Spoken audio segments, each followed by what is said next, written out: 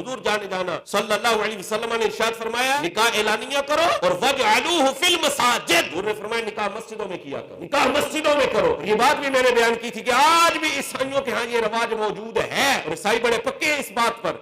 ان کے ہاں نکاح جب ہوتا ہے جو بھی ان کی شریعت کے مطابق ہوتا ہے، جوڑا چل کر خود گرجے گھر جاتا ہے اور وہاں پر ان کا پادری موجود ہوتا ہے، وہ پادری کو نہیں بلاتے۔ آج بھی انہوں نے گرجے اور اپنے پادری کی عزت کو رکھا ہوا ہے۔ افسوس یہ ہم مسلمانوں پر یہ ہے کہ ہم نے اپنے انداز کو چھوڑ دیا، ہم نے اپنے طریقے کو چھوڑ دیا۔ حضور جانے جانا صلی اللہ علیہ وسلم نے ارشاد فرمایا نکاح مسجدوں میں کرو اور اعلانیہ نکاح کیا کرو، اور دعوت تام بھی نہیں ہے، دعوت تام بھی نہیں ہے۔ نکاح کے وقت دعوت تام کہیں سے ثابت نہیں ہے، تو پتہ یہ چلا کہ نکاح مسجد میں اور دعوت تام بھی نہیں ہے، تو بارات کا تو تصور ہی جاتا رہا نا۔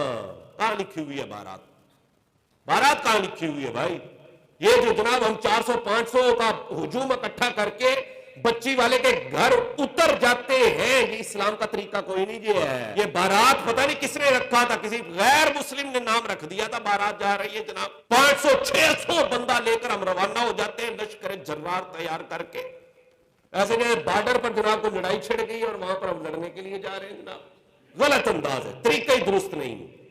نکاح کو کیوں مشکل کر دیا گیا بھائی؟ کیوں مشکل کر رہے؟ نکاح آسان کرو، نکاح آسان کرو، اخراجات کم کرو، جتنا ہو سکتا ہے اخراجات کو کم کرو۔ یہ اخراجات بڑھانے کی وجہ سے آج نکاح ہمارے لیے مشکل ہو گیا۔